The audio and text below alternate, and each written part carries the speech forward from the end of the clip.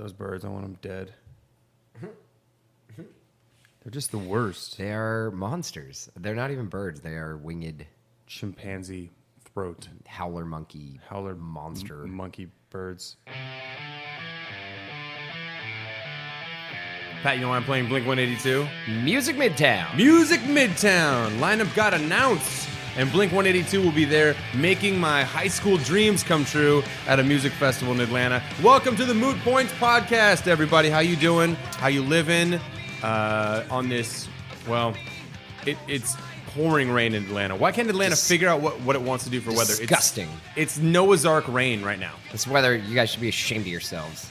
This weather. And of course, Pat, you told me you were going to talk a certain volume, and you immediately changed the volume. I think it's just because your headphones are up too high. No, I don't do. Sensitive. That's not how I do it. I'm watching the board. I monitor the board to make sure that we don't blow anyone's eardrums out. I have no idea what you're talking about. Well, it's just this technology that I'm looking at right It's now. not a board. That's a computer. The board is right here. No, you gotta watch that's a that. computer screen. All right, you're an idiot. You're an idiot. Welcome to the show. We got a good show today. We got comedian Mia Jackson from Atlanta. She's got a Comedy Central special. She's done a ton of TV. Really funny. She's gonna come in and hang out with us in a little bit to break up the chaos. The mootnotony. Organized chaos. And thanks to everyone who listened to the live taping at Sweetwater Brewery. If you haven't, listen to that podcast. It's really funny. And also listen to Broadly Speaking, Davi and Cassie's podcast. They killed Taped it. live at Sweetwater Brewery, Pat. Don't float mainstream. Yeah, did you say the mainstream or mainstream? I can't remember which It's one it don't is. float the mainstream. Okay, but if I say it each time a different way, then I kind of split the difference, and it's like I said it right. You're kind of just like you're kind of just owning it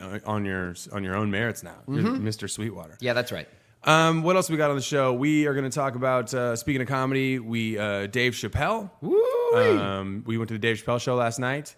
I also played in a celebrity basketball game in Seattle and had my dreams crushed. And also, again, my dad is old. I had to spend too much time with him in just 36 hours. It's not getting any younger. Yeah, it's getting worse. Statistically, it's going to get worse each time we hang out. He's going to get older and older. That's just how age works. Well, and it's like at an alarming rate the way that it's happening. I think you age exponentially. Like it's like a snowball. Once it starts snowballing, then it's over. You just keeps rolling.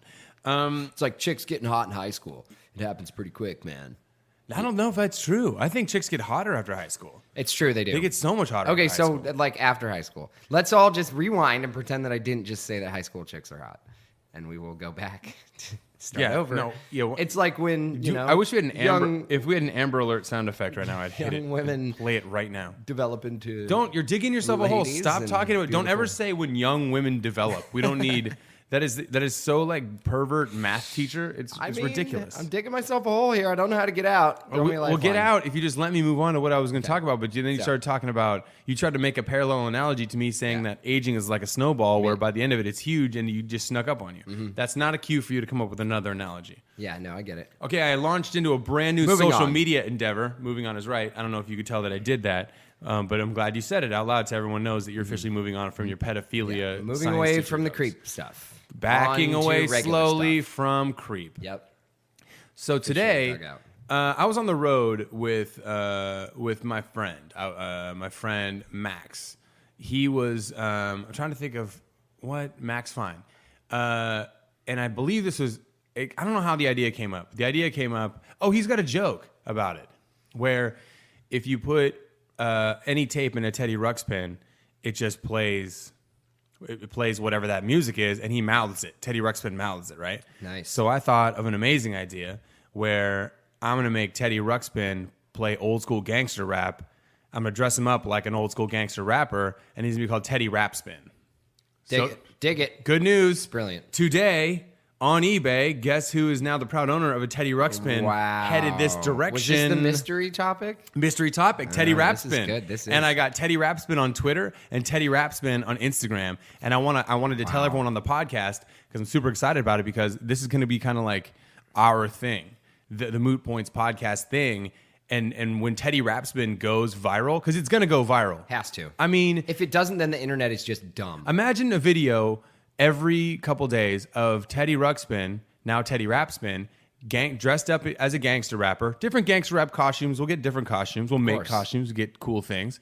We'll dress them up as different rappers, and we'll have them do their song, like Snoop Dogg's "Ain't Nothing But a G Thing." Imagine him dressed like Snoop doing one of Snoop's lines from "Ain't Nothing But a G Thing." That is what I call comedy. I don't funny. care about the comedy part. I want to go viral, man. I want to get one of those Instagram accounts where Teddy Rapspin could rap like a commercial for somebody who pays us like $10,000 per post. That's what I want. I want it to go viral. I don't care about the comedy. I want social media to finally pay off for us. I mean, I think inherently it should be funny, or at least adorable, kind of.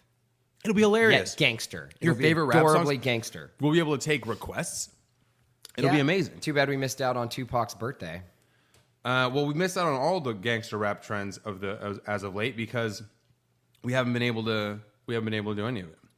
I was going to try to play a gangster rap song right now, but we don't have any time because I could feel you petering off on this topic. No, I'm still into it. I don't know if you were because you kind of I saw YouTube. You trailed away. I saw a YouTube channel once where a guy took all the characters out of it wasn't Chuck E. Cheese, but it was like that. Yeah. But all those characters and programmed them all to play these.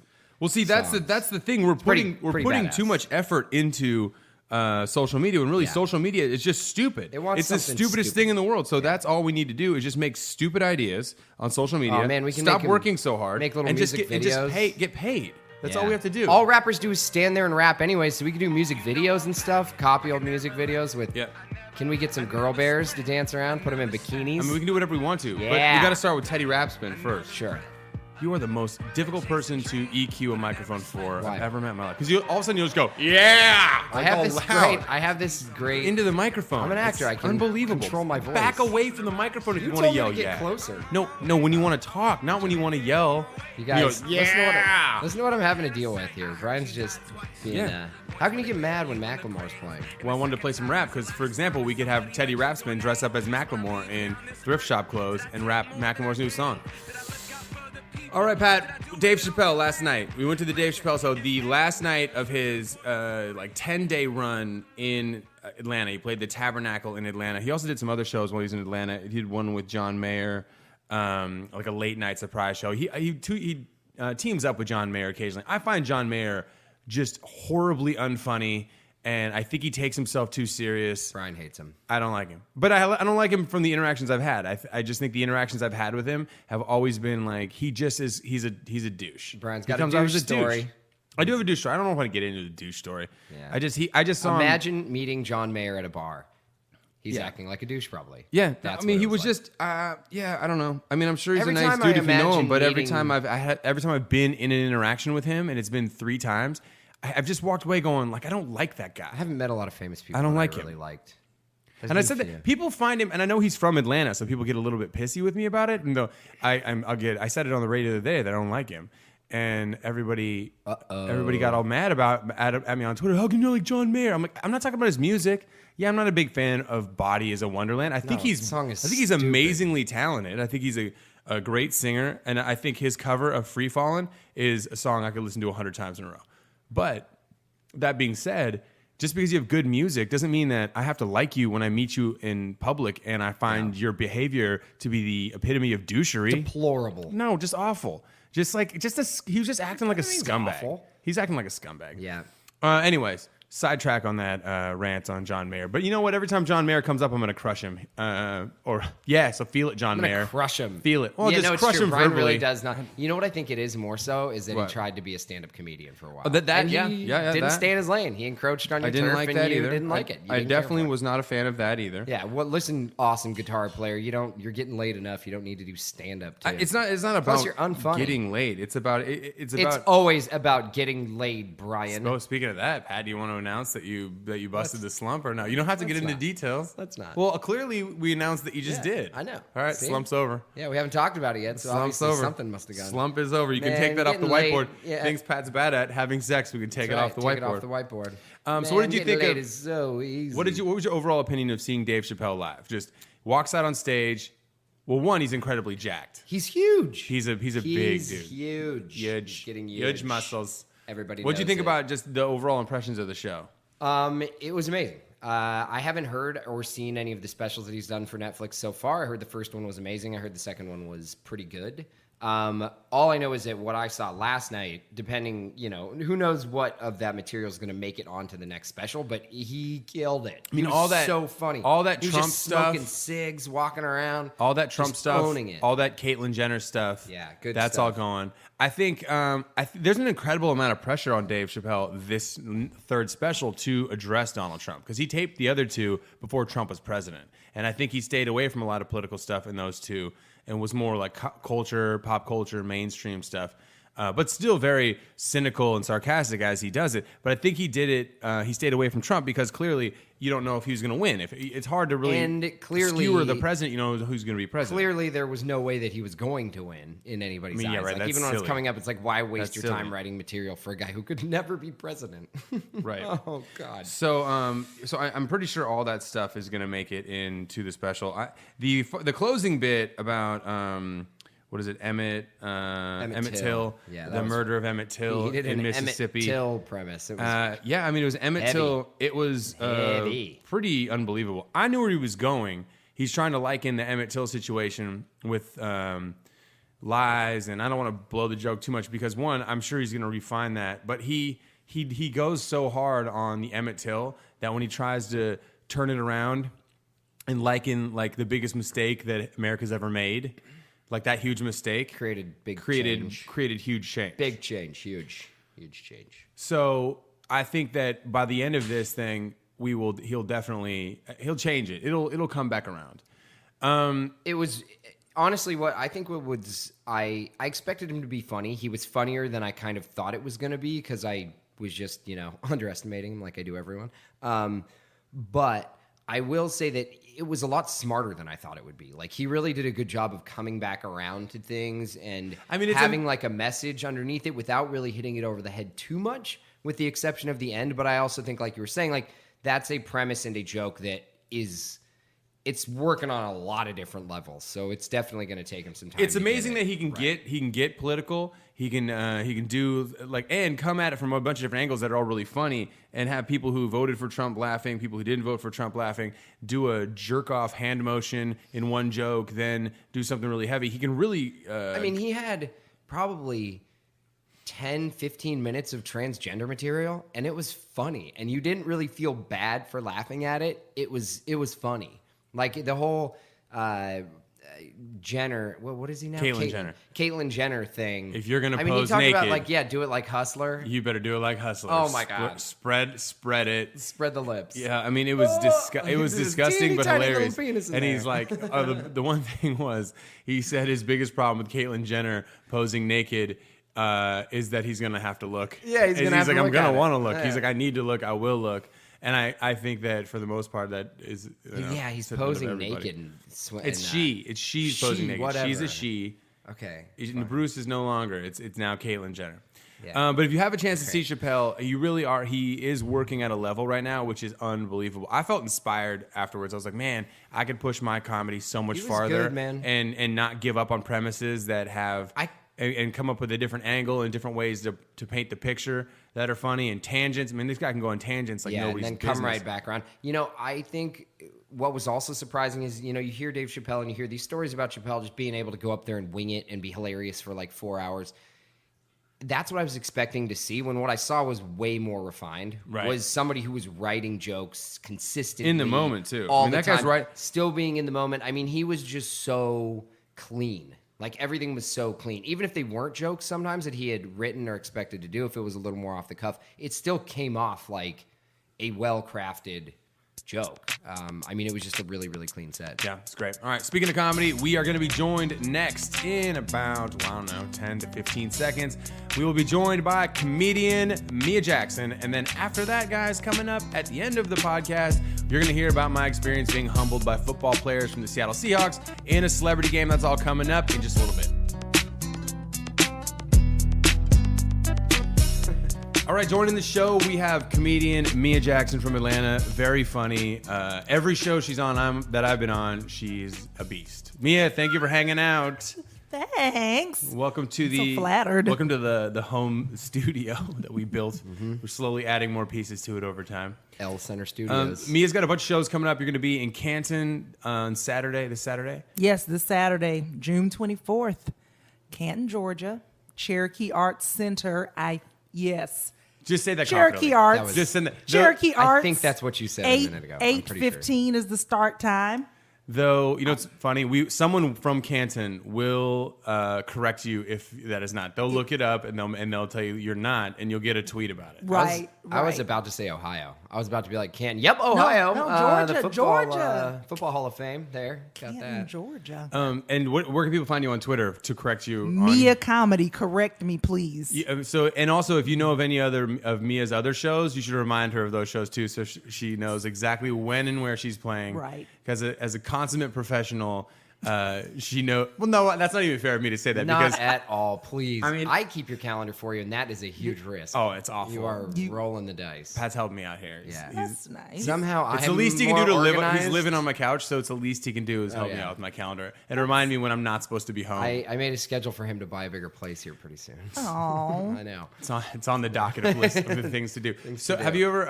I had this happen to me once because I'm terrible at writing things down. I never because I just assume in my mind I'll get it. I got this. You'd be like someone goes Right. like it's the 24th. I got it. Stop bugging me. I was on my way to a baseball game with two friends in Seattle, and they had their like amazing tickets. They got them. We all worked at the sports radio station, and I never answer my phone when it's an unknown number. But I was like, for some reason, I should answer this stupid number. So I answered it, and it's this lady. She goes, "Hey Brian, this is so and so from Harley Davidson in Everett." I'm like, "Hey," and she goes, "So just wondering about how long is it going to take you to get here? Because we thought you'd be here at around 6 for dinner." And I'm like, "Oh, I have a corporate show right now. No."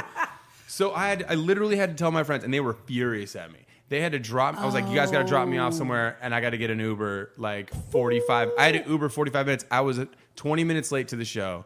And the lady yikes. seemed annoyed. Yeah, you don't want to piss off those Harley Davidson people either. And No. it's a corporate gig. They're Yeah, it's the legit. corporate Harley Davidson folks. Yeah, that's- But I was lucky Wear because leather tuxedos and stuff. yeah, leather bow ties, a lot of them, and top Really? hats. Yeah, there you go. No, they didn't. They were just all the corporate people. It's all the Leather bow ties. It's all the sales people. So, but I got lucky because the show went well, and she didn't know what we needed to wait longer anyway. I mean, I was horribly unprofessional, but it ended up going okay. But I remember going like, yeah, I'm like 2 exits away. This is crazy. 5 miles the opposite direction.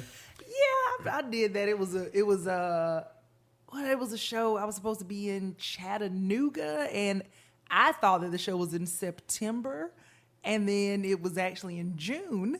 And it just so happened I wasn't doing anything that day. And the lady's like, "Yeah, so what time should we expect you?" And I was like, "It's not until September, right?" A couple She's- months. she's like- I guess. And I was like, "'Cause No. you're checking in, pretty early." And she's like, "Yeah, no, it's tonight." And I was like, "Oh." You're checking in pretty early. She's like, "What is 3 o'clock too early to check Right. in with you today to see if you're gonna make it to the show?" So I had to rush, and I made it, but That's the worst feeling when you realize that, like, it's like getting punched in the stomach, and you're just like, Right. oh, yeah.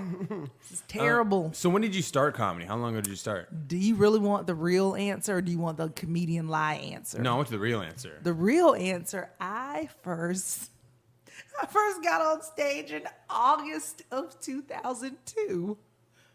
A million years ago. So almost. That's not that far. No, What do you mean? 15 years You mean the ago. comedian answer? You like shorten it because you want to Right, sound right. like a. Like, I've only been doing comedy like 9 years, yeah. 10 years. This you is know. my second time on stage. Right. I got 45 just out of nowhere feel- because I'm gifted. But doesn't that run its course? That phase run its course? It's kind of like Yeah. lying about your age in show business, where you can't tell anyone your age, and then once you're older, like everyone wants to know, like no, we need someone who's a legitimate grown up for this role. And So you're like, no, I'm an adult now. I remember doing that too because I started in 2005, 2000, like right before 2006. And I remember for the longest time, I just tell people I've been doing it like 2 years. And then I remember one time somebody busted me on it because they were like, haven't you lived in, I was when I moved to LA. And I'm like, like 2.5, 3 years, man. But because you just want to sound like such Right. a prodigy. Right. And then they're like, wait, didn't you live in Boston for 3 years? And I was like, yeah. And they're like, well, where'd you start? And I was like, Seattle. And they're like, dude, you've been doing comedy for like 6 years. I was like, I don't count the first three, really. Where'd you start at? I started in Athens, Georgia. So All right. we're the University of Georgia. That's my alma mater. So. I just booked a show for September 6th at the Foundry. Oh Oh yeah, I've done the Foundry before. Is it It's fun? nice, yeah. Yeah, it's. I've been getting bugged by Athens folks. They're like, you're going OTP, but not far enough, Brian. You're not going far enough. Athens is great. I'm excited for it. Well, the guy wanted me to do it before school started, and I was like, nah, let's wait till the kids are back. How about that? Let's Yeah. wait till the town has people in it. You know what's funny? It's fair that you call them kids too, because at this point, college they students. are. I know it's They're crazy. kids. They are kids. It's we have interns on the radio show, on the Burt Show, that when we go, like one of them's 18. I could have screwed up, and that could be my kid. Like that could be a child. It wouldn't even Right. be. And I was trying to make those mistakes when I was 13 too. Like I mean, it wouldn't even be out of the wheels. So you were 13. yeah. I mean, I was after it. Patrick lost his virginity before I did in life. Like he was like a kid. He was like a way younger than. I had a really good hot streak from about 13 to 18. Are you serious? Yeah, sure. What? I know. See, I was a holdout until I I turned was a 18. handsome little girl. He nailed it. Long flowing hair. So what was the show like in Athens? Open mic, and then give us the rundown. Okay. Paint the picture of your first time on stage 7 years ago. Let's paint the picture. 7 years ago, your first time on stage, Why man. not be naming places that are like, wait a minute, that place closed down 15 years ago. Yeah, no, but they reopened. They had like Right, for a just a pop-up shop. You know, like one of those cool short time. That was pop-up the day shops. after you were there. So, okay. So the story, so I remember like I secretly on the inside kept going, I'm going to do stand-up. I want to do stand-up. And then there was a weekly paper, the Flagpole, you know, kind of like Creative Loafing here. And so we have all the events and all the stuff. So there was an open mic, and I went. I did not perform the first time, but I went just to watch. I think that's like 90% of most comedians' experiences. You're like, I want to do stand-up forever, and then you're preparing, and you're running, and you look at yourself, and you run your jokes in your head, and then you show up at the first open mic, and then you have that logical loophole where you're like, you kind of plan on wanting to perform, but you're also like, but hey, maybe I just need to scout it out. Right. Let me see what's going what it's on. like, Is see this what the for vibe's me? like. The first time Brian did it at a coffee shop, he went first. And after he went, I was like, there's no way I'm doing that. Like, So that was brutal. No way. Oh, it was a lottery show, too. It was a lottery show at like a coffee shop. It was, yeah, well, it, and was just- it was in Los Angeles. I went to college in Los Angeles, and I just thought I'd try an open mic, and then I didn't do comedy again for like another 9 or 10 months because you know how stressed out you get, and you find any reason to not do comedy. Oh, and I was all the like, time. I just moved to a new city. I should get used to it. I should figure out the lay of the land, even though it's my hometown of Seattle, Washington, and I That was know my the land. life. Yeah, I was always lying. I'm like, I can't go to Mike's right now. My tires need to be changed. And You if know, people, that just stupid right, stuff. exactly. Oh, I didn't tie Yeah. my shoe earlier. I gotta bend down. It's gonna take forever. I was And always people stressed don't out. know the difference between a lottery and a sign up. A lottery is everyone puts their name in a hat, and you sit there being tortured by not knowing when you're gonna get called, if you're gonna get called, and then once a comic gets called, then they take off. So at least when you have a lineup, you know, hey, I'm at an open mic, and I'm at the end. I'll be talking to myself because everyone's gonna leave. Everybody's gonna leave. And How did it go? So I didn't go. So I went to watch, but then the guys that hosted the show, they came to me and they were like, "Oh, you want to do stand up, right?" And I was like, "No, why'd you say that?" And they were like, "Well, you're the only chick that's here." And they were like, "You didn't come with anybody. You didn't come to support some dude, so you want to do it." And I'm like, "Oh, you got me." That's so funny. That is so accurate, though. Yeah. And so I walked around with them and they were like, well, come back and sign up next week. It's going to be fine. So I went, okay, I got a week to prepare, but I'd already been writing for a long time. And I had this notebook that I'd kept a bunch of terrible jokes in. And then I went back and it actually went well. I remember I took a shot before I performed. They did not turn the TV off behind me. Oh, classic move. Yeah. That's a classic open mic move Yeah. right there. Yeah. Leave SportsCenter on, but on silence. People can watch highlights. Oh no, they still actually had some of the sound. Oh, that's it even was better. even worse. So yeah, At least or they- better. Then yeah. it might look I mean, like that's a better. people are looking That's at you. better in Like, terms of like the horrible open mic experience, like making no efforts to like coddle the Yeah. nervousness of a new comic. Like we're just gonna make it as bad as possible. Like And people are so- ordering blended drinks and like, "Yeah, what is that a problem? Did you? and you're like, I am falling apart right now. Like that's kind of how. But I ended up inviting some of my family members and some of my friends and stuff like that. I was like, I need you guys to come support. I need you to come. And one of my friends actually recorded my first set, and it is on a VHS tape. Oh, I have audio. They brought Somewhere. a big camera. Yes, They brought in that. yes, Yeah, the real deal. Yes, Yeah, and it not went, subtle. It went. Oh, I remember it went well enough for me to go. Okay, I'll come back next week, and then I just kept going Yeah. and going. I don't remember how I did really the first time. I just I remember, remember. two things happened. I remember really. It was No. a tough room, but it was. Well, you talk about the coffee. No, the coffee shop. really bad. The coffee shop. I ate it, but I didn't know what eating was, and also I went up first on a coffee shop show. I'm talking about my first at Giggles Comedy Club. This is the first time I went up after the first time. So it was my second time Okay. going on stage. I don't remember how that went because I actually had adrenaline that time because the coffee shop just seemed like people looked like they were doing poetry and there's guitars and stuff. And it was one of those mixed open There's mics. people One of there just those. to drink coffee who Yeah. had no idea that like Right. why are these what Which is is happening? always here? the I remember thing. one lady was like, Just annoying people. One lady asked me, she's like, "Was that? Right. Are you guys doing Yeah. performance pieces?" Yeah, that's exactly what I'm doing. A Yes. performance piece. Thank you. You and nailed you're it. there. So I walked into the club the first time to a comedy club to do an open mic, and on the wall there's this guy talking to me. It's like neurotic guy talking to me.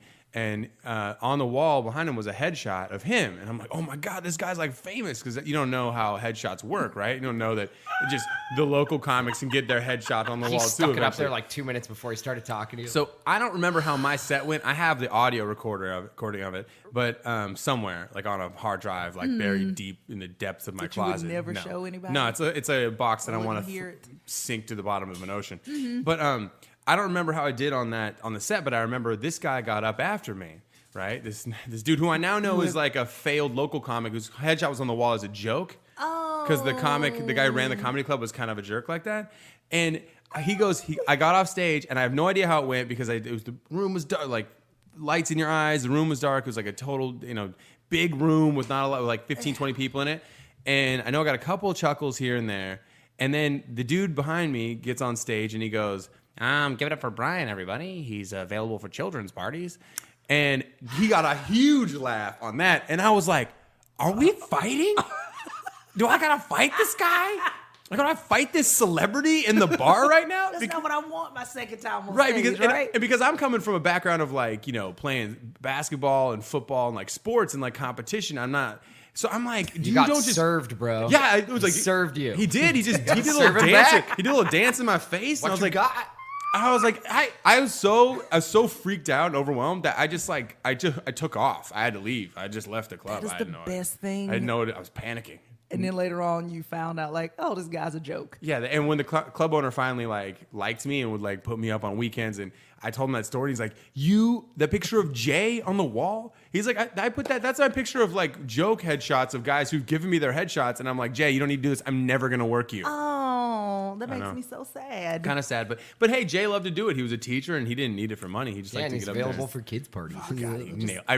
I should get that audio just so you can like hear how not bad even- he crushes the show with that kids party thing. How? I How? would have died. So how long did you stay in Athens doing comedy before you moved on? Probably about, let's see, I stayed there probably about 2-ish years, give or take. I mean, but like those first, the first year and some change, I mean, like I was always performing, always doing something, but then I started coming down to Atlanta and being, scared and going, should I go to the big city to do comedy? With the real comedians. With real comedians? Ah! Yeah. I So, think that's how every comic feels. Like when you go to any, New York or LA is the same way. Right. You just sit and hover in the back. When you came to Atlanta, did you stay in Atlanta and doing comedy much, or did you make the move? Like when did you make a move to any other city but Atlanta to do comedy? like to go on the road. New type York, LA. thing, Yeah. Well, or- when did you start or- working the road? Let's see. I started probably a little bit the fourth year in. Like I started I would get like a guest spot, and then I would get booked. I think the first time I got booked to feature out of town was 3 years after I started. Yeah, that's about that, right? And I It did not go well. No, it went. No, it actually went fine. It was just the thing was at the time, I remember doing the guest spot and going, okay, I thought that was fun. These people let me do a guest spot on their show, but what does that even mean? What's the next step? What am I doing? I didn't even realize this meant I'm getting looked at to Right, get work. right. And They're auditioning you. yeah, essentially. yeah. And so then I got feature work, and I remember they're going, okay, well, you're going to do 25. And I remember at the time going, oh dear, I don't know if I have 25. But you can't minutes. say no, you gotta take the work. I had to take it. So I did that same yeah. thing once. I was coming back from Boston, and I just wanted to like do comedy outside of Boston because Boston can be such a, it's a fun scene, but it can be you're only doing 7 to 8 minutes every night, and it could be a little rough in certain bars. And I was like, I want to do a long set. I haven't done a long set. So I emailed Keith Stubbs at Wise Guys in Salt Lake City. And I emailed him and I was like, hey, I'm going to be flying back through and I'd love to like book a layover ticket or like do a weekend. And he's like, sure. You want to headline Provo or not Provo? You want to headline Ogden? And I was panicking because I've never done 55 minutes clean or whatever. You wanted to do a long set. I said yes, though. That's a I was long like, you set. better believe it. And then for like the next 6 weeks, every set I had in Boston, I would do like 4 minutes of jokes that were super clean that people would just look at me like, what are you doing? And I'm like, I'm just panicking because I got to entertain Mormons. So you're doing a different You set gotta of do- 4 right. every time. You got to do 8 shows tonight to get through half of this set. It's That brutal. is great. So working the road like as a woman, how? Because well, clearly I'm a dude, so I've never worked the road as a woman. Clearly. What are the differences? I mean, I imagine that. I mean, guys are such awful creeps anyway with women that they know they're going to see again. But how much creepier are they to a female comedian? You know, so just so that the people know, I'm 6 feet tall. All right, so that Yeah, don't let this cute voice sound. This dainty Thank you. petite voice. I'm a giant, so that I think that helps a lot. But I have had, situations where I worked clubs before where I remember leaving one night, I was featuring, and these guys came outside and were like, oh my God, we thought you were amazing. My wife normally comes with us. Listen, we live right down the street. Do you want to just walk home with us? And I was like, absolutely not. No, I do. And I'm like, no. And they're like, oh, come on, it's safe. And I'm like, well, if you have to say that, Safe. Yeah. I mean, this is how horror movies start. Also, This is not safe. if that's your defense, like everyone gets murdered. Like a murderer is going to be like, you're like, Right. oh, you look like a murderer. You got me.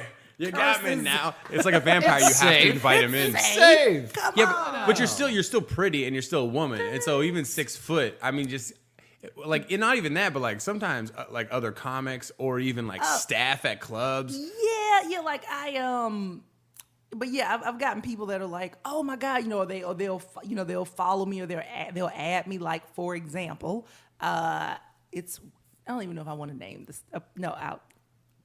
I was in Birmingham, all right, and actually, no, I was here, and the person was from You're Birmingham. in Atlanta, and the person like And working. they were I was working, and they came to us like, oh my God, do you ever come to Birmingham? And usually like I'll add people and answer questions back and forth like, Yeah. oh yeah, I'll let you know when I'm in your city, or just Well, go to my website. I mean, that's the job. The job. Right. And that's a hard thing to explain to people when, people who don't work in a job where it's like, Significant I need people, others, I need, mostly. yeah, Right, yes, exactly. Every yes. time you're in a relationship because you're trying to say like, no, come to my show. And then, Right. and then you try to tell your significant other like, yeah, but I talk about you on stage like Yeah. a ton of the show. So it's not like these people, I'm not But they don't believe it misrepresenting. though. I've had people actually look at me and they were like, well, I thought you said we couldn't believe anything you said, so I didn't know whether or not you really had a boyfriend. Are you lying to me? Like, so And I'm just throwing it out there because even if you do have a boyfriend, but you're willing to Oh. believe that I don't think you do, what are you up to later? Oh yeah, I've gotten, but this one guy, they're like, he just is back-to-back messages where it's like, hey, how are you? Hi, beautiful. Hey, Question marks, hey. just a bunch of question yes. marks. And I just Ooh. message read all of them, and then I'm like, and I don't even like to post when I'm in Birmingham because then the guy will be like, hey, you Remember we had that beautiful conversation? Right, where and I'm just we- like- Remember when you accepted my friend request? We were messaging together until 3 in the morning. Yeah. And then when I did Last Comic Standing, I got some messages like one guy sent me a multiple choice wedding like engagement, like proposal, and he's just Like, like, how do you want like, it? A, I love you. B, I don't love you, but I do love you. C, and then he like skipped over I. Might as well just like give them choose ways that they're going to torture you, Right. like murder you, like knife Right. or rope or Yes. I mean, I poison. get selfies a lot. Has like- that ever worked out for anybody? Has No. anybody ever like landed? So like, and I'm talking Knock about it like off, guys. someone in show business of any disgrace. kind, acting, just picked some rando off of Twitter It and just never been like, happens. But Never happens. But that's how relentlessly optimistic men are. You're going to get those messages for life in, Right. in comedy because they're going to be like, "We never know unless you give it a shot, man." Right. And I've gotten those like, now hey, you, now Greatest you know, love guys. story in history. Now you know. right, just let it just How was Last Comic Standing? And how well? I remember you did really well in it. I remember that because I remember seeing you on TV and going like, "Oh yeah, Mia's super funny." But we had crossed paths a few times at Right. random festivals where Right, I'd seen you like I saw you the Laughing Skull. yeah, you know, Laughing just Skull, backstage, and then you a know, stuff random like that. festival. Like, did you Boston before? Did you ever do the Boston Comedy Festival? I did the Women in Comedy Festival in Boston. I never did the Boston Comedy Festival, but okay. I did do the Women Festival making. And then live at Gotham. You did live at Gotham. No, I you? didn't. Did I you did not? not What did you do do for live Comedy at- Central? I just did Inside Amy Schumer, so I was Okay. on the. I was on. It's her so hard to keep last track of year. everybody's careers. because we're all. Yeah, and it's like You it- can't it- even it- keep track of your own. Yeah, that's you a got good me point. doing it, you That's maniac. a hell of a point you're making. right. Let's be clear. So Come how on. far did you go on Last Comic Standing, and how was that whole? Just walk everybody because people listening have through the process. of Last Comic Standing because mine goes like this. Mine is not as good as yours. Mine involves an awkward interaction with one of my favorite comics of all time right before he dies, Greg Giraldo. And I was in Hollywood Way to and go. I was super nervous. And Jeff Dye, my friend Jeff, who I'm playing City Winery at Pond City Market in August 4th. And you're playing City Winery when? Tonight. Oh, tonight. Tonight. That's right, tonight. Okay. Was it June 20th? Is that today? Yeah. It's June 20th. City Winery tonight. He got us auditions like me and a couple other guys like moved to the front of the line auditions. I don't know if you. Oh, I know that. I know Yeah. that. I know the special. You had to have audition. one of those, right? No.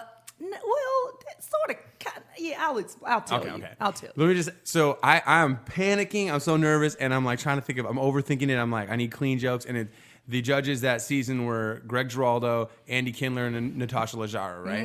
And all those comics I've worked with, and I'm like, I have respect for, and so I'm nervous. I'm so nervous, and I'm doing this joke about having gray hair. And how people say it's from stress, and like I don't have any stress is basically the premise. It's like how much worse is my hair going to get if I ever get a real life responsibility? I'm 2 sentences into it, and I just forget everything. No. Yeah, I forget. And I'm like, and I'm just staring at him like, yeah, I screwed that up. It's probably not. And I go, probably not going to make it through, right? And then Greg was like, dude, I've seen you so much better 1,000,000 times. I'm like, yeah, I'm a little nervous. And Andy goes like, oh, well, I would have gone this direction with the. I'm like, I don't need notes on the joke I didn't even finish. Right. And then Natasha was like, I think you have a good look. And I'm like, you know what? Guys? Good night. You know what? I just want to go. Yeah. I just want to go. And then Greg Try Giraldo. modeling. You're not very funny. Because she probably looked at me and was like, he's one of those actors who's giving it a shot. And I was Oh, like, they dang thought it, you because were it's that Hollywood. guy. It's the Melrose improv auditions. Okay. So then I walked out and I left, and then Greg Giraldo died like 2 weeks later. And I was like, Way to go, Brian. I was in a car driving Greg Giraldo to radio in like 2008 when he had his pilot canceled by Comedy Central. Yeah, like on the phone with him, and so I'm privy to this show business conversation, and then he hangs up, he's like, well, that's a bunch of crap. Hey, why don't I go vent and bomb this radio show? And I was like, then he literally went into this radio show and just decimated Comedy Central for dropping every good thing they ever have. And I was like, boy, this is an experience. He was a great comic. So So funny. Yeah. All right, so walk us through your audition. That was successful. because I'd auditioned a few years before where it was the kind of secret audition, move you to the front of the line thing. But then I did season 9, so that was in 2015. Oh, yes, that was in 2015. Sorry, she And, just yeah, got I was startled like, by Moxie will randomly just walk by and lick your feet. I got startled. I was like, wait, what just happened? Well, she does these weird things where you people have seen her. She looks like a little koala, tiny, or some sort of bat of some sort, super soft. But she licks feet. She loves feet, and she'll just walk by. She just walked by you and compulsively just licked at your feet. That was more of my need, I think, in that area. I think. Well, she went after it. She already got the feet I just was clean. startled. Yeah, She's I'm got no already- boundaries. It's fine. So what happened? So this was a year that another production company had taken over it. Yeah. So they were going to do it different. It wasn't going to be the standing outside in line. And so like it was just certain cities around the U.S. where they asked the club to recommend people and that kind of thing. So right, and then you basically just all was in Burbank, wasn't it, or no? no, I auditioned at the Punchline in Atlanta. So they had like 20 or 30 of us split into 2 different shows, and then I know there was one in audition in DC and just everywhere. And so we had to go through, do the 3 minutes, and I was on the second show, so they kind of kept some of the same crowd, and I was like, oh boy. And then some people left, and I'm like, you know what? I just got to go in here and I'm just going to perform for the cameras because I'm just playing for the producers at this point. Right. And so that's how I handled the audition. And so I got told after that, they were like, oh, okay, well, you actually, you made the show. You got the show. And I'm like, all right, perfect. So This is perfect. This is ideal. Let me tell me right now, so I don't have to wait around. Well, a couple of weeks later. Okay. So It wasn't like when you got off I was stage. gonna and say, said, that would be the best. Like, standing ovation. I wish. Mia's on the show. No. Okay. So it You was, win. You So I win. found out I was top Show's over. 100. I was top 100. And so they're like, all right, the show production is going to start next spring, all that stuff. But then there like that fall, we got a note going, hey, actually the show's on hold. And then we were like, I was like, no. But I told people. Right. I'm like, people the know worst. secretly, and I'm not supposed to tell. Man, if I would have known that, I should have told people that I was on. I am a top 100. Oh, I pushed the show. Oh guys. man, this is Yeah. crazy. Yeah, so I ended up getting it, and then they came and they were like, actually, show's back on. Boom, you're coming to LA it was like in March, and they were like, plan to have this, however amount of time. And so I went, did my first set, did really well, although since I don't listen always to people or follow directions, they gave us a spot on the stage during the stage direction where they said, hey, stand right here and perform.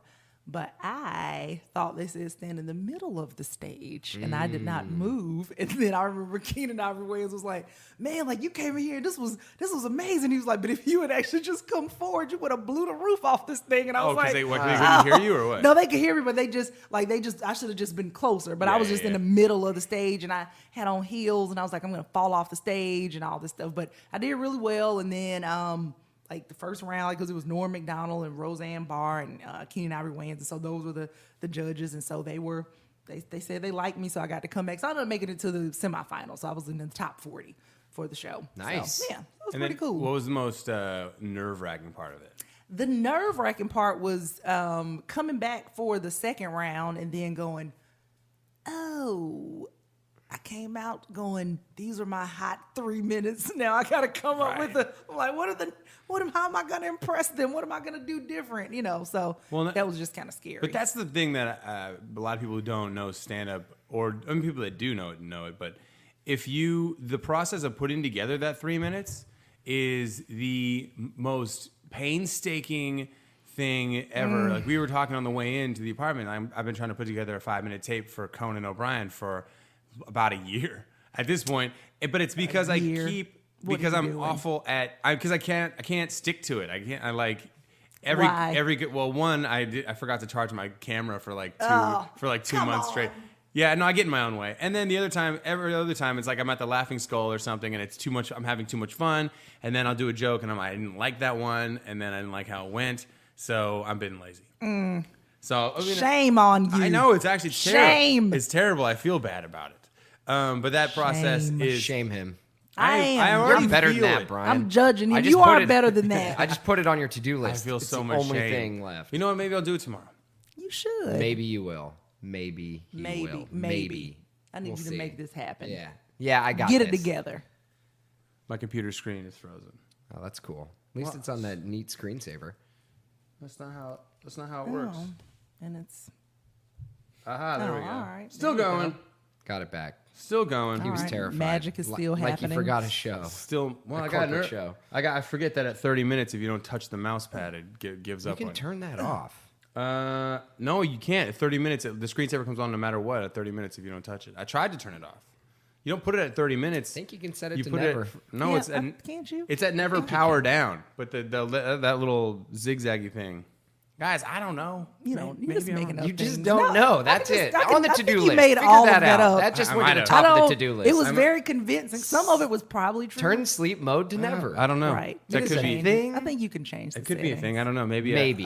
I need someone Maybe from he tech can. to come down here. Maybe. You know what? I can make my Conan tape, and I can also change that setting on the computer. Boom. I can do it. You can can. do I anything. can. There it is. Okay. Yeah, no more maybes, Mr. Maybe. All right, it's easy. Now the lecture's over. So what happened after Last Comic Standing? Because I know that everybody gets so like you have that, you do a big show like that, but like, were you excited? Opportunities? Were they flying at you? Were they not? How did things go after that? Like I ended up getting more like for me it helped to, I guess, provide some, I don't know, just some credits just for stuff, like because maybe after the show aired, like that same summer, like I got to feature for Arsenio Hall, and it was at Zany's. And one of the things that he had told me, he was like, oh, because I always like to, I like to have a female comic, open for me, and blah blah blah. And he's like, but I found out, he said when I was asking about you, and they said you're on Last Comic Stand, he was like, that's all I needed to hear. I knew Roseanne, knew who you were, so blah blah blah blah. And he's like, so I knew if they liked you, and I guess he must have saw the one of the clips or something. But he's like, yeah, that's what I needed to hear. So it helps with stuff like that. And I mean, like I said, when my episodes aired, I would, I was getting people following me on social media and, that kind of stuff. But, for a show like that, if you're in the top 10 and top 5, that's where you're going to get the most, out of it, so. Right. I was fine. But even then, it was still good. It was still good to do, though. Oh, yeah. Anything you can get in terms of like television exposure or whatever with stand-up, it's always good. Yeah. But I always find like my level of excitement and expectation for what could happen afterwards. You're like, man, what if because all it takes is just the right person to watch it. And then I'm always like, man, the right people aren't watching it. And then one day I was like, maybe the right people are watching it. They're just like, maybe I'm doing I am the right person, but they're like, right, yeah. Not super into that. What do you have going on? You have some stuff coming up or just show-wise, let's see. Well, let's see. You have a ton of shows. Where can people find your website to go I see? do have an existing website, miajackson.com. Mia Jackson, M-I-A M-I-A Jackson. If you're nasty, that's not part of the website. It's just miajackson.com. Mia Jackson. All If you're nasty or if you're not nasty, but whatever. It's always Mia Jackson. Just stay out of my DMs. And what's your Twitter? Mia Comedy. Mia Comedy. And Instagram Follow. is the same. There you go. Branding. And I have lots of adorable pictures on the Instagrams. Nice. But you're going to be moving to New York soon. Yeah, that's the So plan. you're taking have you never lived in New York or LA before? I've never lived in either place. That's I amazing. wanna For live in some New reason, York I so bad. assumed. I think it's No. because when I I'm wouldn't. hilarious. Yeah, because you're funny and successful, and I would assume. Usually, I just feel like people who are, if I don't see them for very long, every time I saw you, I'm like, oh, Mia's in town. But that's the thing, because I'm always gone. Yeah. So so finally I so what was it? Wait, did I tell you that I got in at the Comedy Cellar? Did I tell you that? No, they did not tell me. Yeah, so like I got auditioned last November, and then I got passed. And That's a huge deal. And so because of that, that's why I was like, you know what? I think I'm gonna try to make my way to.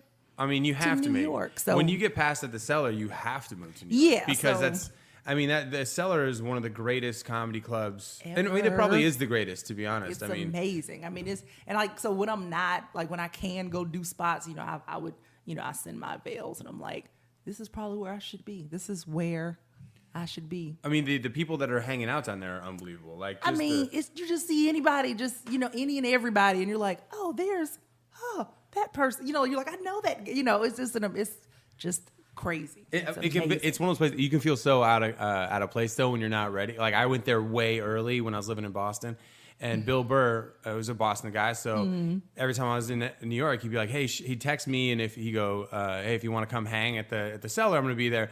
So I was sitting at that table, that corner table. There's this corner table at the Cellar. The table. It's for all the regulars. Have you ever, and it's in the what is it? The fig tree. Olive branch? Olive Branch, yeah. Yeah. Olive Branch Cafe. It's the upstairs of the Comedy Cellar. And there's a table in the corner that is it's only for weekend regulars. And it's like a legendary table. And it's depending on how famous you are, it depends on like how you get to sit there. Then there's an overspill table sometimes next to it. Yeah. And Bill Burr was there, and he was like, "Hey, come sit down." And I was like, "Okay." And there's no one there. Then Ray Romano comes in, sits down.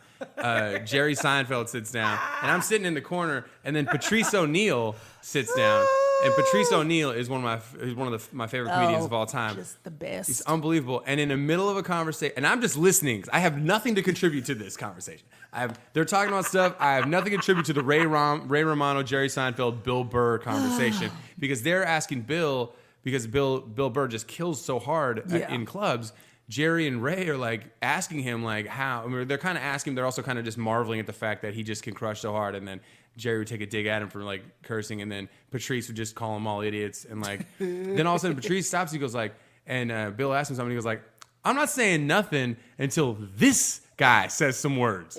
He's like, "You autistic or something?" And I was like, Oh no! I was like, "Oh, good." I would have just been like, yes. No. Yes, I am. No, but it was It was a moment of pride to be just totally roasted by Patrice O'Neal for no reason. I mean, for the reason was I was just like hovering around like, hey guys. And just being quiet. And I don't remember how the interaction ended after that.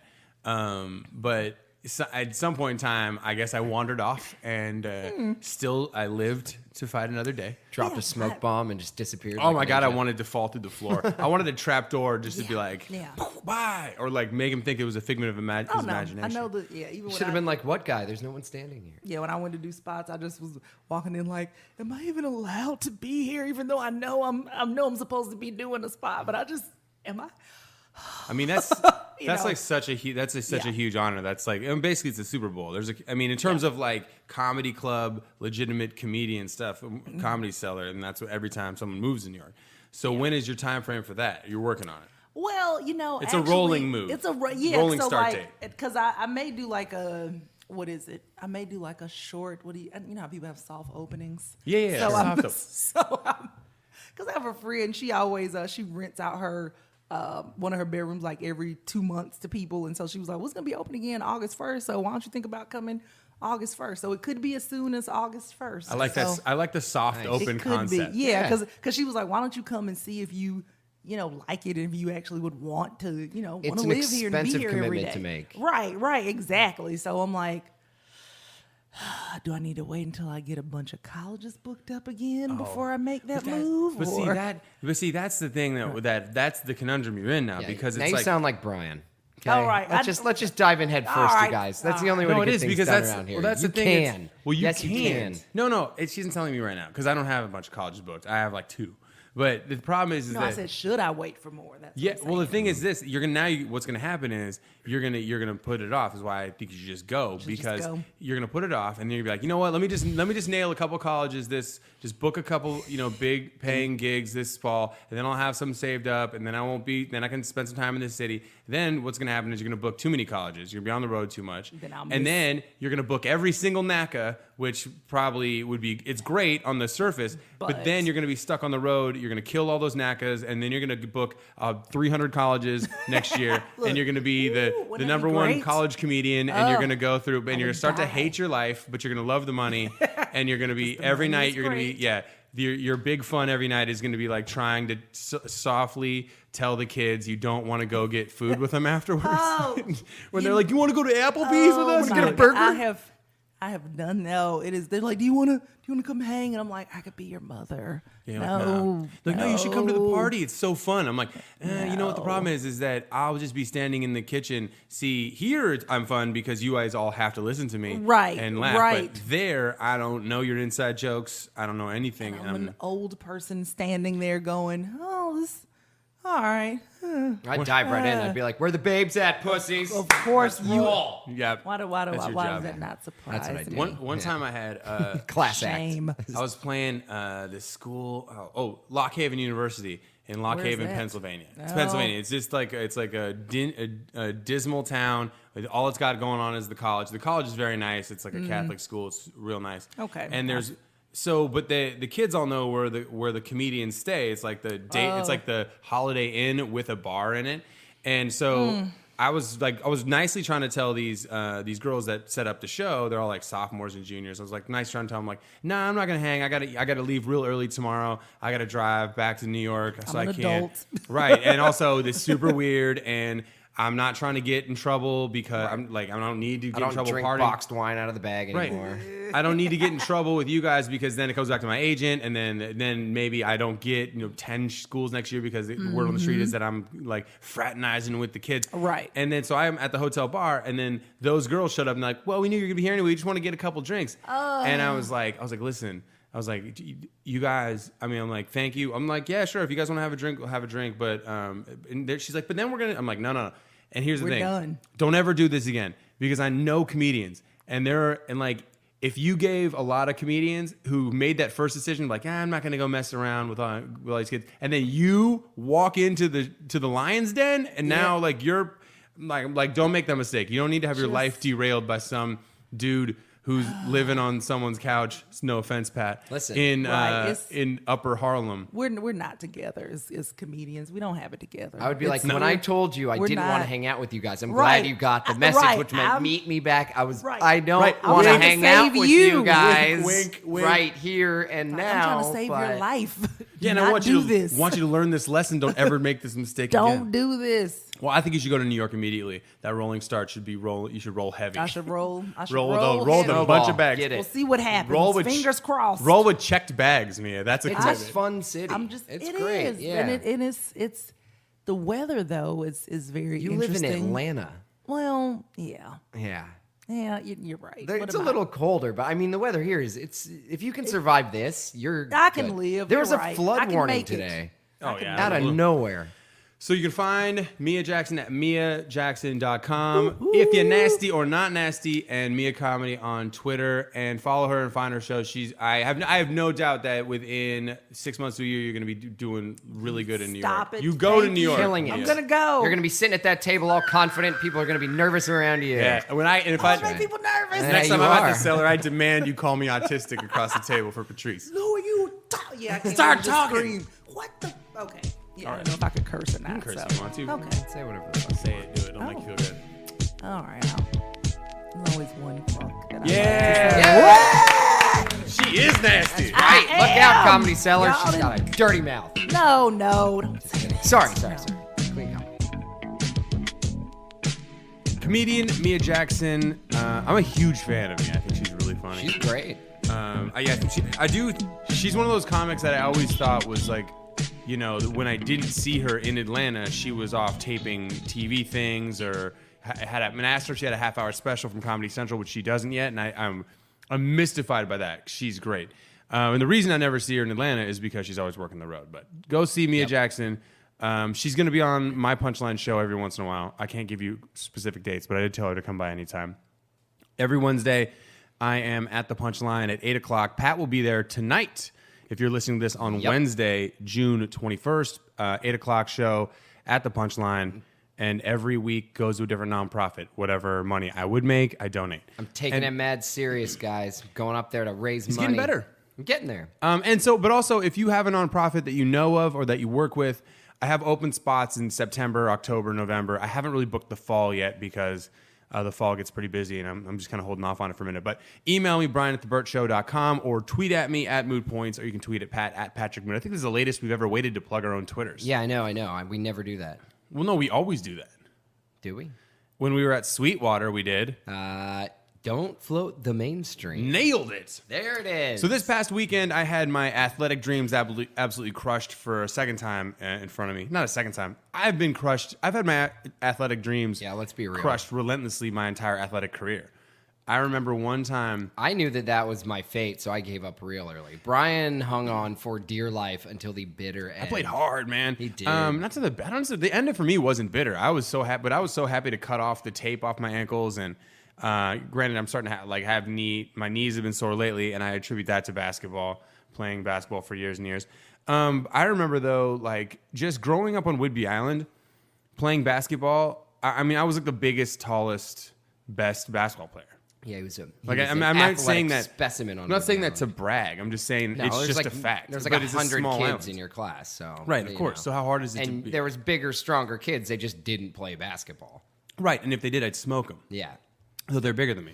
So anyways, when I started playing select basketball against other cities, my confidence was just so shot. Yeah. Because I was just Real eye-opener. I'm like the first week I ever played against kids in Seattle, I got dunked on so many times because I try to block everything. Because in my playground, where I'm coming from, you put up a shot, you better hope I'm not there because I am sending that thing flying. Brian thought 6'4" was like a center for life. No. I wanted to be a point guard, shooting guard for life. Whidbey Island thought 6'4" was a center That's for true. life. That's I was that under wasn't no you. illusions that 6'4" was a center because I loved basketball. Jordan is 6'6". It's so stupid how many players I know their height. Reggie Miller 6'7". Patrick Ewing 7 foot. You know, it's sad how Charles Barkley listed at 6'8", about 6'5", 6'6". Shaq listed at 7 foot, probably more like 7'2". But who cares at that point? I wish they had listed me at something taller. I used to list myself at 6'5" in like high school programs because I wanted college scouts to think I was taller than I was. Yeah. I'm like 6'5". I remember. Just cross your fingers that they don't have measuring tapes. I or would. any sort of Well, no. When I was at technology. basketball tournaments, when we were going, not to warm up or play anything, but when we were walking in the gym, I would ball up another sock and put it in the heel of my shoe, like lifts, like Tom Cruise basketball lifts. Wow. Because I wanted scouts to see me across the room and go, oh my God, that guy's a good shooter and he's 6'5". There was all those scouts at South Whitby basketball. No, games. when I played select, I didn't do it during South Whitby games. I don't care about that. I did it when I went to play in Las Vegas, or when I went to those tournaments where I got dunked on by Deshaun Stevenson, who played for the No Limit Soldiers. Mm-hmm. They had camouflage jerseys, and I've never known. That's why they won. It was impossible to see them. Oh my God. Yeah. I wish I had loser game show music. No limit soldier. Where'd they go? That's the first time in my life that I've ever been able to tell immediately, without the shadow of a doubt, that we were going to get our asses handed to us in warm-ups. Not even, I mean, I've looked at teams and been like, we're probably going to lose. No Limit Soldiers I looked at, and I was like, we are going to lose by so many points. By all the points, Pat. Yeah. By all the points. Oh, God, stop it. We had this debate. I'm doing that in stand-up tomorrow. I You started are? writing a bit. Okay, we had a little I rant broke up yesterday. with a girl because she wanted all the everythings. We had a little rant yesterday. Ugh. One, I can't stand it when people, in any context, I don't care what it is, when they say, that gives me the feels, or or someone says like, anytime you say that, like so-and-so, this and this, whatever this thing is, gives me the feels, it just creeps me out. It sounds like something that a creepy uncle would say as he tries to diddle you. Yeah. Like, you want to come over, sit on Uncle's lap, and give him the feels. Yeah, you give me the feels. You want me to give you the feels? Uncle, give you the feels? You want the cuddles, kid? So we're talking about what things drive you crazy. So tweet at us right now what sayings we need to get rid of. Maybe we'll open the podcast next week. Yeah. Or no, on Friday. Open the podcast on Friday with what things you absolutely hated. Like what words need to go away? Because Pat said all the everything. Like all the when someone's everythings. like, I'm gonna get all the wines. Yeah, I want all the tacos. All of them. I want all the cuddles. All of the all of the can't. games. I can't. Why do you want all of them, you greedy bitch? Jeez. Sorry. Well, you didn't have to take it to such a dark I place. broke up with a girl because, there was multiple reasons, but that was one of them because I couldn't handle it. Like, I really couldn't handle it. It drives me nuts. Like, making cuddle a plural noun. It's from social media. It is. I want all of the tacos. Oh, I want all the tacos. All of them. All of them. Listen up, fatty. Give me all. You don't get all the tacos. Give me all the puppies. It's like, all can't the stand puppies. you. You want all the puppies? All right, let's give them all the puppies. Let's see how much you like that for in your one bedroom. You big jerk. You really lost steam on that rant right Sorry. there. All right, Yeah. I'll let you have a couple days to formulate it for the next show. So I got the chance to go back to Seattle this weekend and play in a celebrity basketball game for the Ricardo Lockett Foundation. Ricardo Lockett was a Seahawks player who you may remember him from getting. He was the guy who had the pass intercepted in the Super Bowl in the end zone, and when we should have handed the ball off to Marshawn Lynch. Side note, Truth.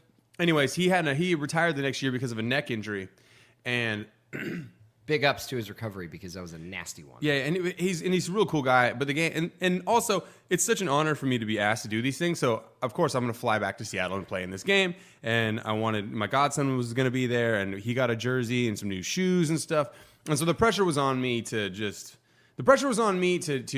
do well in front of him and to have fun, because he's not really into basketball yet, but I think he is now because they checked him in the game. First of all, Joe Tafoya, who's a legendary defensive end for the Seahawks, I didn't tell Rayler, our godson, that he could play, but I think he assumed it kind of. And then when we got down there, I was like, nah, man. I was like, hey, listen, bud, they're going to take this pretty serious, I think, because these guys are huge.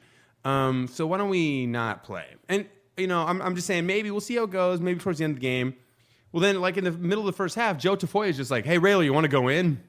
And just threw him in the game. And it was actually a brilliant move because you can't really play defense on a 10-year-old. Can't go swat a 10-year-old. I mean, you can, but not in front of a crowd of 800 people who don't want to see. Well, especially if you're like a former professional athlete, you might make him eat that basketball. You're like, Orlando, your Pro Bowl linebacker, just Orlando Huff. Swat it into his face and break his nose. And all the guys were beyond cool. And then the other team checked in a kid they had on their bench who was just kind of hanging out with the jersey. So, and then they played each other. I had to guard most of the game. I had to guard either Tyler Harris, a 6'5", 325-pound defensive end who's All in his muscle. second year. Yeah, he's just solid muscle. Like, he's not fat at all. He's 325 of just, he's just a huge person. And then Hillary Butler, who's also way over 300 pounds. He's probably about 6'2". He was a D tackle, though. Hillary, the he. Hillary Butler, right? I guess if you're 300 pounds, you can pull off Hillary. Yeah. You pull off whatever name you want. Yeah. They called him Hill B. Hey, Rebecca. And he was a very, I guess, if you want to look at his body, he's very much hilly. He's a human hill. He just stands there, and I mean, he had bad knees and stuff. So, but when he started pushing and like pulling and leaning on you, like, good Lord, man, it was unbelievable. So we're at the game, and I'm just getting smoked. I'm getting pushed around. My knee hurts. Like, my leg hurts. I've been working out a little bit too hard over the last 3 weeks. And I did some, like, stressed out some ligaments in my hamstrings and stuff like that. So I wasn't feeling great. Was it from deadlifts? Here's the other problem. Bet it's from deadlifts. I'm just going to roll right over the top of that. Here is the other problem, is that I got to the gym. They said be there at 11:30. I got there at like 12:15. Game didn't start till 2. So I went out on the court and was just putting up shots for like 2 hours. And by the time the thing started, I was done. I just done. I didn't want to play anymore. Joe Tafoya asked me if I wanted to go back in towards the end of the game, and I was like, nah, I'm good. He's like, you don't want any more minutes? And I was like, nah, dude. I was sitting next to Orlando Huff, and we both had our shoes untied, and he's like, I'm done with this too. Like, I don't really want to keep getting pushed around. Anyways, here's where my dreams get crushed again. I talked about it on the radio show a little bit, but I didn't talk about like why I hurt my arm really bad. I didn't mention this detail on the Burt show this morning, and that is that, so I want to try to like put up a good bucket on this dude Tyler Harris. So I go in, I get him with like elbow into him a little bit to try to spin move, which knocks myself to the ground. Like, knocks myself to the ground because he didn't even budge. Just he's from just a brick touching wall. him. Yeah, he's a brick wall, but my momentum knocked myself down on the ground. I fell on the ball. Then he started trying to grab it. Then I started trying to grab it. Then he is way stronger than me. So he starts pulling me up off the ground with the ball. And then somehow, by just an act of God, I was able to rip it out of his hands and pass it to this other dude, Mike Ward, who played professional basketball for like 18 years in Europe, and he's like in the European Basketball Hall of Fame. This dude had like 46 points. He knocked down a 3, and I felt like, yeah, I got the assist on that. Even though I was like on the ground, writhing in pain. I mean, you did. In my bicep, my arm, I think I like strained a bicep tendon or something trying to pull the ball out of his hands to throw it to him. That's also how you know you're getting old when you have 2 injuries. One, your hip, that's an old person injury when you fall on the ground. And 2, when you hurt yourself trying to pull a ball away from someone stronger than you. I mean, to be fair though, like, you were able to weight room that guy. Like, you weight roomed the ball I did right kinda out of his hands. I kind of felt so proud. you Like, should be injured. I mean, honestly, because he is stronger than you, so you Right. would have had to push your body past what it's capable but it's of. funny that in order to get it away. It's from really you. funny that I felt super. I felt really accomplished. I felt accomplished by it. I felt like You felt like you could go untie your shoes on the bench and just. Yeah, I quit. felt like my work is done here. My work is officially done. I weight roomed Tyler Harris. I was able to yank the ball out of his hands. Somebody tweet at Tyler Harris and doesn't- tell him that Brian said I've that been he trying weight roomed to. him. I've been trying to because I want an NFL. Remember friend. when I weight roomed you? You want arm wrestle? You big baby? The worst part of the whole thing is that this is the worst part. When he helped me up off the ground, I like bro hugged him. I gave him a bro hug. Like, I get this, and then I put my other arm around him and hug, and he wasn't like hugging back. Yeah, why would you do that? He was just like, We're like, thank you for he letting was- me take the ball from He you. was like still playing basketball. Oh yeah, right. Still playing because that's what you're supposed to do. Is My play move basketball. was always to just tell the coach I didn't want to go in. Hey, Pat, you want some minutes? No. No, Pat, your move was to go into the drama organization, drama. Yeah, I quit Theater for drama. company. But I was competitive. You You were take some really big beer bombs. Well, you're a professional at it now. Yeah, that's right. Yeah, that's right. All right, that's going to do it for us today on this show. Big thanks to Mia Jackson for stopping by. What do we got next week on the show? Tweet at us the things that need to go away, whether it be sayings or fads or clothing or whatever. Let's do a segment on things that need to disappear. All the tweets. All the tweets. Send us We all want of the tweets. We want All of the tweets. All of the tweets All will of give them. me the feels. I want all the tweets and all the puppies. Got that Bob Barker suit game and Plinko in my style. Money, stay on my craft and stick around for those pounds.